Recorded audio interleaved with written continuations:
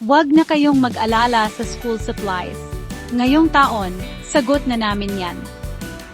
Kalimutan na ang pagmamadali, maghanda para sa maayos at organisadong pamamahagi. Heto ang nakahanda para sa inyong mga anak. Ilalabas na ang schedule ng pamamahagi ng school supplies, at bawat eskwelahan ang mag-aanunsyo ng sarili nilang petsa. At oo, babalik tayo sa pagsukat ng mga bata para sa school at PE uniforms. Ngayon, sa oras ng klase, para walang maiwan pati na rin ang mga guro. Hindi lang notebooks, panulat at rulers ang aasahan nyo, kundi pati na rin bagong bags at payong para sa tagulan. At sa unang pagkakataon, mamamahagi tayo ng sapatos na pang-eskwela at rubber shoes.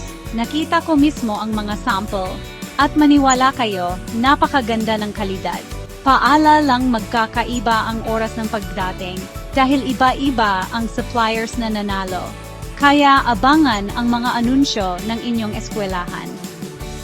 Dagdag pa, may isa pa akong sorpresa na i-anunsyo. Abangan!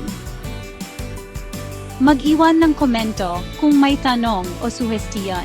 At huwag kalimutang i-share ang video sa mga magulang at guro.